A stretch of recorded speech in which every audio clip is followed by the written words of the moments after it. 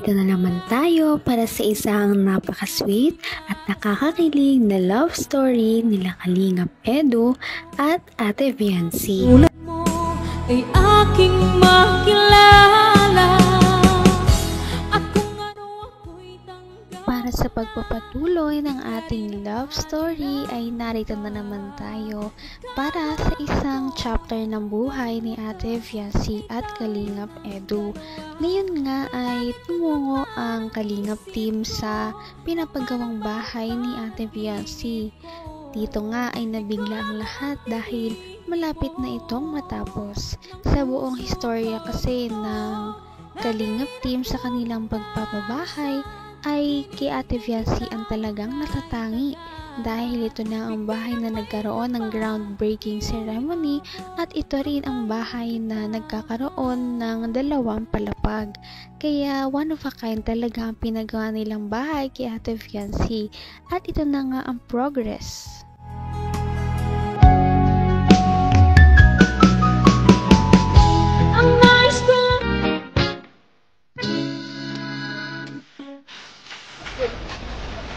Oh my God! Grabe mga Kalingap, katutuloy lang po. Last 3 days ago ata. Pero, bihira yan. Hindi ako makapaniwala mga Kalingap na nakapagpatayo po tayo ng ganyan para sa beneficiary lang po. Tingnan nyo, grabe naman! Grabe guys, parang bahay ko na yan ah. Dream house na yan bro. Grabe din. Grabe guys. Paano may bahay ng ganyan malaki? Grabe ka Viancy, sakalam ka Viancy.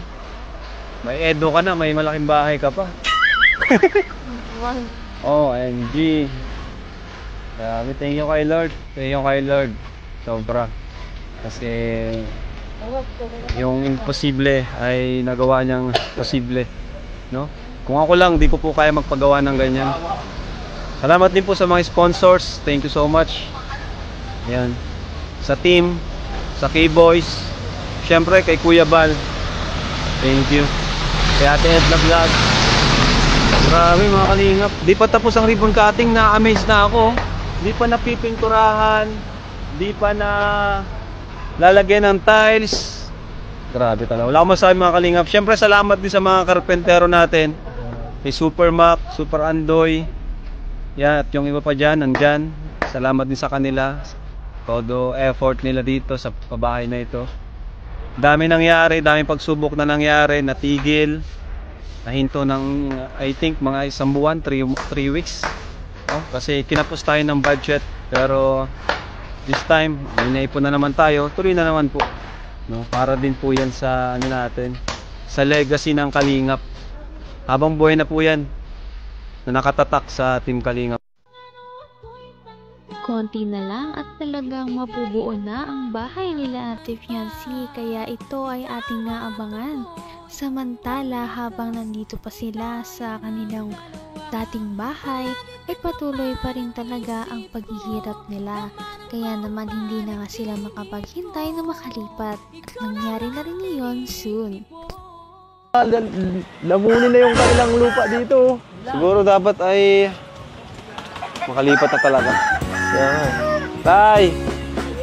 Ay, grabe. Hello po. Grabe, Tay. Ang taas ng tubig, Tay. Magandang hapon po. Taas ng tubig. Magandang hapon po. Hi, wifey. Grabe naman si wifey. Wifey, oh. Diyan ko na muna yung... Pasok po. Ayaw mo po. Paalala. Pasok. Pasok po. Grado ka? Magbilang pa ako. Pasok na po yan. Papasok ko yung katawan ko. Alam ni Juan. Opo ah. Ang bira, bakit nakalubog ito? Parang mong hinihigop dito ay. Ubus na yung foam. Ay. Hindi ko ano ay babasa. Long time no see ah. Lunes pa yung huli natin kita. Mansari. Yeah. Ay, nga pala. Nay! Hello po. Tita. Magandang hapon po. Grabe, busy pa kayo mag ano. Ay, masarap yan. Sige po. Gusto yung tulong po? Ano po ako dyan? Kailangan ng backup? Ay, hindi na. Ay, sige lang po. Ay, grabe. Saba. Kamukha na yung ano ko unan eh.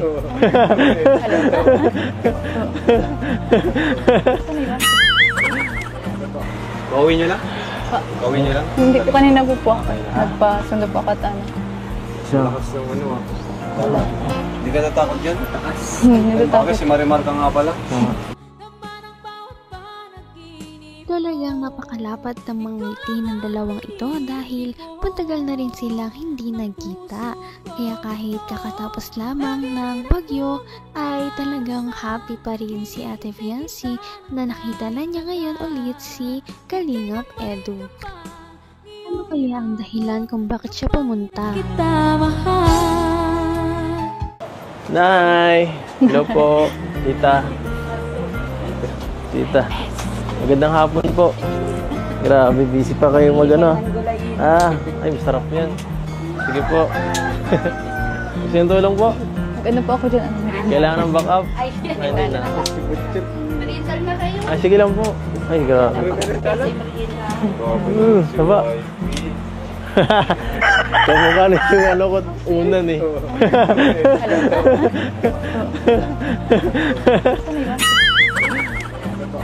Gawin nyo lang? Gawin nyo lang? Hindi po, kanina po po ako. Nagpasundo po ako at ano. Lakas ng ano ah. Hindi ka natakot dyan? Natatakot. Si Marimar ka nga pala. Kasi ang Serena. Kahit po si Marimar makatakot. Ha? Ano? Okay ba yan? Grabe naman. Paano walang ilaw tayo? Kulay blue kasi ang ilaw niya dito.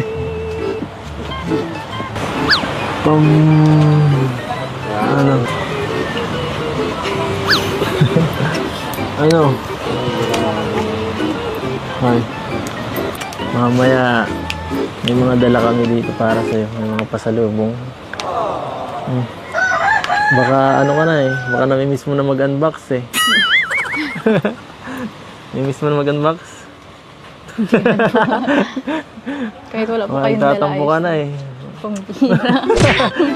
Wala na pong padala. Sorry ka. Hindi po ako ganun.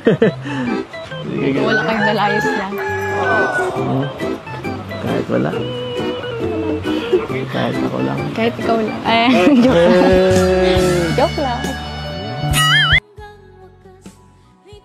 Ang cute naman nilang tignan dahil kahit na medyo matagal na silang love team ay parang bagong love team pa naman sila dahil medyo nagkakayaan pa rin sila at dahil dito ay hindi talaga naboboard ang kanilang mga supporters na noon sa kanilang love team dahil palagi silang nagkakaroon ng mga sweet moments sa isa't isa kahit medyo nahihiya pa.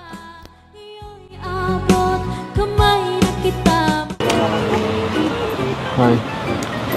Mamaya may mga dala kami dito para sa'yo. May mga pasalubong.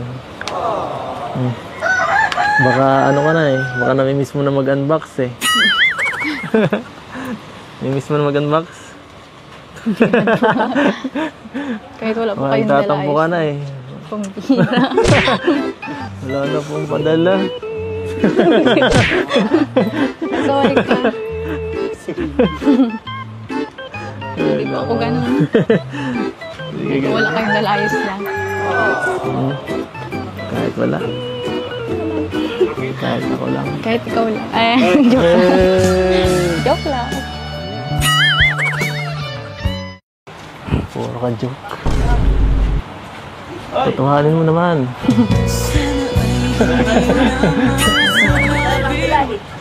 Ay. Ano? Saan ka galing? Sa school po. Sa school? Sayang. Galing din kami dun. Kailangan ko yung Robin. Kala ko masundo eh. Binilisan mo. Hindi mo kaya Natapos po agad yung ano namin ay practice at may nagkaano po doon. Nagpa-practice din ng ano. Siya nga pala. Wala kahapon. Ayos lang po yun. Hindi niyo man ako namimiss. Ayos lang, hindi mo man ako Sa namimiss. ganyan.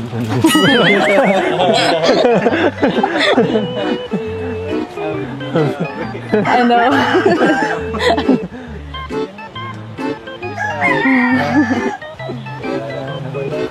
Dapat kasi nagsabi ka, kara na sundo. Kaya nagsasabi ay... Sabi, late na. Maulan po baga kahapon.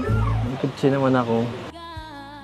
Napakasimple talagang babae ni Ate Viancy dahil sinabi niya na kahit wala daw dala ang buong Kalingap team sa kanilang pagbisita ay masaya na siya.